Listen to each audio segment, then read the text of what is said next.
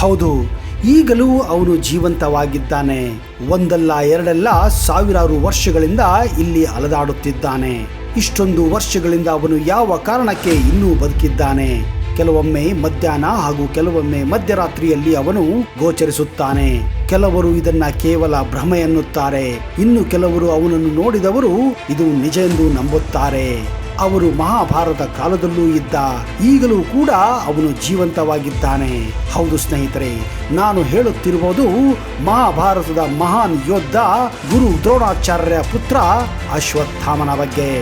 ಯಾರು ಅವರನ್ನ ಹತ್ತಿರದಿಂದ ನೋಡಿದ್ದಾರೋ ಅವರು ದೃಢವಾಗಿ ಹೇಳುತ್ತಾರೆ, ಅಶ್ವತ್ಥಾಮನು ಈಗಲೂ ಜೀವಂತವಾಗಿದ್ದಾನೆ ಎಂದು.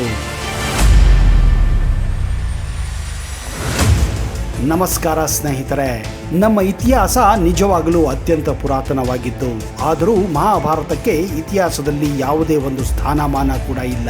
ಇದೇ ಕಾರಣ ಮಹಾಭಾರತ ಕೆಲವರ ಮಟ್ಟಿಗೆ ಕೇವಲ ಒಂದು ಕುತೂಹಲ, ನಿಗೂಢವಾಗಿಯೇ ಉಳಿದುಬಿಟ್ಟಿದೆ.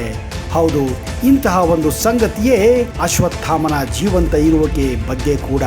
ಈಗಲೂ ಕೂಡ ಅವನ ಅಸ್ತಿತ್ವದ ಬಗ್ಗೆ ಹಲವಾರು ರೋಚಕ ರಹಸ್ಯಮಯ ವಿಷಯಗಳು ಹಾಗೇ ನಿಗೂಢವಾಗಿ ಉಳಿದುಬಿಟ್ಟಿವೆ. ಆದರೆ ನೂರಾರು ಸಾವಿರಾರು ಜನರ ನಂಬಿಕೆ ಪ್ರಮಾಣ ಕೇವಲ ಒಂದು ಕಟ್ಟೆಕತೆಯಾಗಲು ಸಾಧ್ಯವೇ ಇಲ್ಲ. ಮಧ್ಯಪ್ರದೇಶ ರಾಜ್ಯದ ಪುರನ್ಪುರ್ ಜಿಲ್ಲೆಯ ಆಸಿಗಢ್ ಕೋಟೆ ನೂರಾರು ರಹಸ್ಯಗಳ ಒಂದು ನಿಗೂಢ ಸ್ಥಳವಾಗಿದೆ.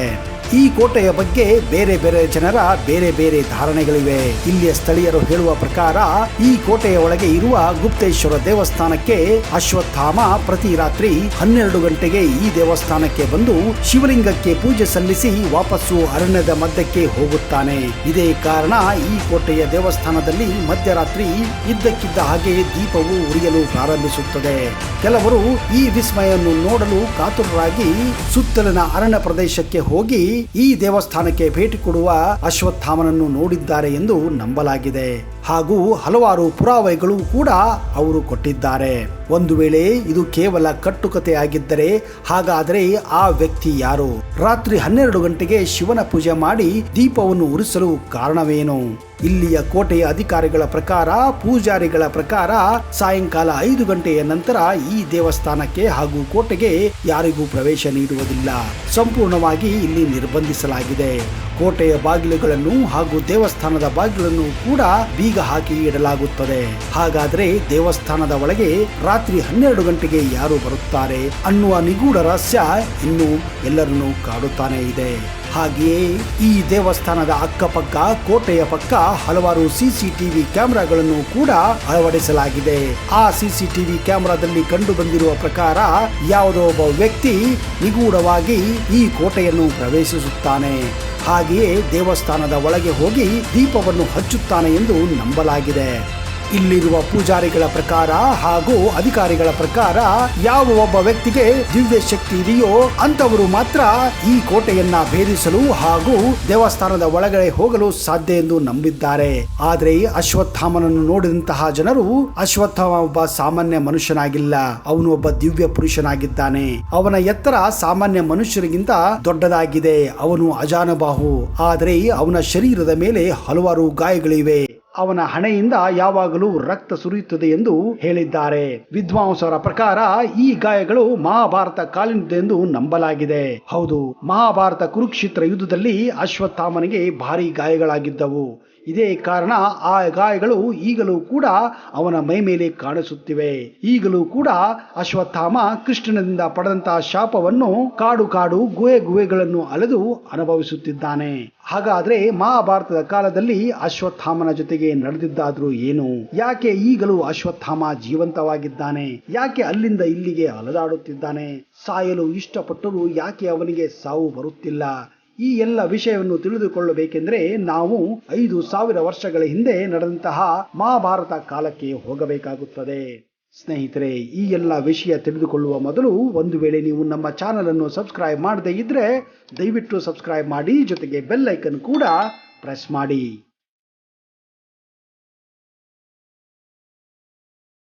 ಅಶ್ವತ್ಥಾಮ ಮಹಾನ್ ಗುರು ದ್ರೋಣಾಚಾರ್ಯರ ಪುತ್ರ.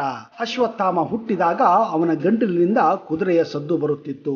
ಇದೇ ಕಾರಣ ಆ ಮಗುವನ್ನ ಅಶ್ವತ್ಥಾಮ ಎಂದು ಕೂಡ ಹೆಸರಿಡಲಾಗಿತ್ತು. ಹುಟ್ಟಿನಿಂದಲೇ ಅಶ್ವತ್ಥಾಮನ ಹಣೆಯ ಮೇಲೆ ಒಂದು ದಿವ್ಯ ಮಣಿ ಇತ್ತು.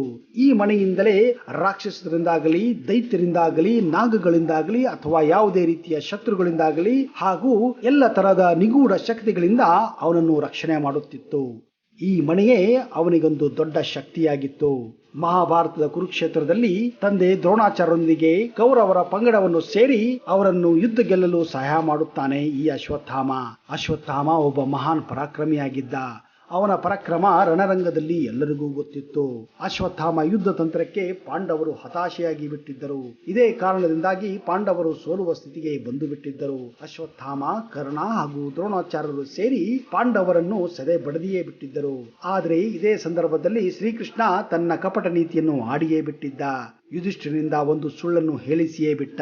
ಅದೇನೆಂದರೆ ಅಶ್ವತ್ಥಾಮ ಕುರುಕ್ಷೇತ್ರ ಯುದ್ಧದಲ್ಲಿ ಸಾವನ್ನಪ್ಪಿದ್ದಾನೆ ಎಂದು. ಆದರೆ ನಿಜವಾಗಲೂ ಅಶ್ವತ್ಥಾಮ ಸತ್ತಿರಲಿಲ್ಲ. ಬದಲಾಗಿ ಅಶ್ವತ್ಥಾಮ ಹೆಸರಿನ ಆನೆಯು ಅಸುನೀಗಿತ್ತು. ಇದು ಯುಧಿಷ್ಠಿರನು ಹೇಳಿದ ಮೊದಲ ಹಾಗೂ ಕೊನೆಯ ಸುಳ್ಳಾಗಿತ್ತು. ಈ ವಿಷಯ ತಿಳಿಯುತ್ತಿದ್ದಂತೆ ಆಘಾತಕ್ಕೆ ಒಳಗಾದಂತಹ ಗುರು ದ್ರೋಣರು ಶಸ್ತ್ರವನ್ನು ಬೀಸಾಕುತ್ತಾರೆ. ಇದೇ ಅವಕಾಶವನ್ನು ಕಾಯುತ್ತಿದ್ದಂತಹ ಪಾಂಡವರು ದೃಷ್ಟದ್ಯುಮ್ನನ್ನು ಬಿಟ್ಟು ದ್ರೋಣಾಚಾರ್ಯರ ಶಿರಚ್ಛೇದವನ್ನು ಮಾಡಿಸುತ್ತಾರೆ. ಯಾವಾಗ ಅಶ್ವತ್ಥಾಮನಿಗೆ ಈ ಕಪಟ ನೀತಿ ಗೊತ್ತಾಗುತ್ತದೆಯೋ, ತನ್ನ ತಂದೆಯ ಸಾವಿನ ಸುದ್ದಿ ಗೊತ್ತಾಗುತ್ತದೆಯೋ, ಅವನು ತುಂಬಾ ಕ್ರೋಧಿತನಾಗುತ್ತಾನೆ. ತಾನು ಕೂಡ ಈ ಕಪಟ ನೀತಿಯನ್ನು ಅನುಸರಿಸಬೇಕೆಂದು ನಿರ್ಧಾರ ಮಾಡುತ್ತಾನೆ. ಇದೇ ಕಾರಣ ಅಶ್ವತ್ಥಾಮ ರಾತ್ರೋರಾತ್ರಿ ಯಾರಿಗೂ ಗೊತ್ತಿಲ್ಲದ ಹಾಗೆ ನಿಗೂಢವಾಗಿ ದ್ರೌಪದಿಯ ಪುತ್ರರನ್ನು ಕೊಲ್ಲುತ್ತಾನೆ. ಈ ವಿಷಯವನ್ನು ತಿಳಿದ ಅರ್ಜುನ ಅಶ್ವತ್ಥಾಮನ ಹಿಂದೆ ಬೀಳುತ್ತಾನೆ. ಇದೇ ಸಂದರ್ಭದಲ್ಲಿ ಅಶ್ವತ್ಥಾಮ ಅರ್ಜುನನ ಮೇಲೆ ಬ್ರಹ್ಮಾಸ್ತ್ರವನ್ನು ಪ್ರಯೋಗಿಸಿ ಬಿಡುತ್ತಾನೆ. ಆದರೆ ದುರ್ಭಾಗ್ಯ ಎಂದರೆ ಅಶ್ವತ್ಥಾಮನಿಗೆ ಬ್ರಹ್ಮಾಸ್ತ್ರ ಪ್ರಯೋಗಿಸುವ ವಿದ್ಯೆ ಗೊತ್ತಿತ್ತು. ಆದರೆ ಅದನ್ನು ವಾಪಸ್ಸು ಪಡೆದುಕೊಳ್ಳುವ ಜ್ಞಾನ ಅವನಿಗೆ ಇರಲಿಲ್ಲ. ಹೀಗೆ ಬ್ರಹ್ಮಾಸ್ತ್ರವನ್ನು ಮುಂದೆ ತಡೆಯಲು ಅವನು ವಿಫಲನಾಗುತ್ತಾನೆ. ಮುಂದೆ ಬ್ರಹ್ಮಾಸ್ತ್ರದ ದಿಕ್ಕನ್ನು ಅಭಿಮನ್ಯುನ ಪತ್ನಿ ಗರ್ಭವತಿ ಉತ್ತರ ಕಡೆ ತಿರುಗಿಸುತ್ತಾನೆ. ಹೀಗಾಗಿ ಗರ್ಭವತಿ ಉತ್ತರೆ ಅಶ್ವತ್ಥಾಮನು ಬಿಟ್ಟ ಬ್ರಹ್ಮಾಸ್ತ್ರಕ್ಕೆ ಗುರಿಯಾಗುತ್ತಾಳೆ. ಜೊತೆಗೆ ಆಕೆಯ ಗರ್ಭದಲ್ಲಿದ್ದ ಮಗು ಕೂಡ ಸಾವನ್ನಪ್ಪುತ್ತದೆ. ಯುದ್ಧದಲ್ಲಿ ಗರ್ಭವತಿಯ ಮೇಲೆ ಪ್ರಹಾರ ಮಾಡುವುದು ಹಾಗೂ ಮಕ್ಕಳ ಮೇಲೆ ಹಲ್ಲೆ ಮಾಡುವುದು ಅಧರ್ಮವಾಗಿತ್ತು. ಇದರಿಂದ ಕ್ರೋಧಿತನಾದ ಕೃಷ್ಣನು ಅಶ್ವತ್ಥಾಮನ ಹಣೆಯ ಮೇಲೆ ಇದ್ದಂತಹ ದಿವ್ಯ ಮಣಿಯನ್ನು ಕಿತ್ತಿ ಬಿಸಾಕುತ್ತಾನೆ. ಹಾಗೆಯೇ ಕಲಿಯುಗದ ಅಂತ್ಯದವರೆಗೆ ಭೂಮಿಯ ಮೇಲೆ ಈ ಗಾಯದೊಂದಿಗೆ ಅಲೆದಾಡುವಂತೆ ಶಾಪವನ್ನು ನೀಡುತ್ತಾನೆ. ಹಣೆಯ ಮೇಲೆ ದಿವ್ಯ ಮಣಿ ಹೋದ ನಂತರ ಅಶ್ವತ್ಥಾಮ ಶಕ್ತಿಹೀನನಾಗುತ್ತಾನೆ. ಇದೇ ಕಾರಣ ಅಶ್ವತ್ಥಾಮ ಈಗಲೂ ಕೂಡ ಭೂಮಿಯ ಮೇಲೆ ನಿರಂತರವಾಗಿ ಆ ಎಲ್ಲ ಗಾಯಗಳೊಂದಿಗೆ ಅಲ್ಲಲ್ಲಿ ಓಡಾಡುತ್ತಿದ್ದಾನೆ ಎನ್ನುವ ನಂಬಿಕೆ ಇದೆ. ಸ್ನೇಹಿತರೆ, ಒಬ್ಬ ವ್ಯಕ್ತಿ 5,000 ವರ್ಷಗಳಿಂದ ಬದುಕಿದ್ದಾನೆ ಎಂದರೆ ಇದು ನಂಬಲಾರದಂತಹ ವಿಷಯವಾಗಿದೆ. ಆದರೆ ವಿಜ್ಞಾನದ ಪ್ರಕಾರ ನೋಡುವುದಾದರೆ ಇದು ಕಟ್ಟುಕತೆ ಅಥವಾ ಸುಳ್ಳು ಎನಿಸುತ್ತದೆ. ಆದರೆ ಮಹಾಭಾರತದ ಪ್ರಕಾರ ಹೋದರೆ ಇದು ನಿಜವೂ ಅನಿಸುತ್ತದೆ. ಈಗ ನಂಬುವುದು ಬಿಡುವುದು ನಿಮಗೆ ಬಿಟ್ಟಿರುವಂತಹ ವಿಷಯವಾಗಿದೆ. ಇದು ತರ್ಕಕ್ಕೆ ದೂರವಾದಂತಹ ವಿಷಯ. ಹೀಗಾಗಿ ಈ ವಿಷಯ ನಂಬುವುದು ಬಿಡುವುದು ನಿಮ್ಮ ತರ್ಕಕ್ಕೆ ಬಿಟ್ಟದ್ದು ಎಂದು ಈ ವಿಡಿಯೋನ ಮುಗಿಸ್ತಾ ಇದ್ದೀನಿ. ಅಲ್ಲಿಯವರೆಗೆ ಜೈ ಹಿಂದ್, ಜೈ ಕರ್ನಾಟಕ, and take care.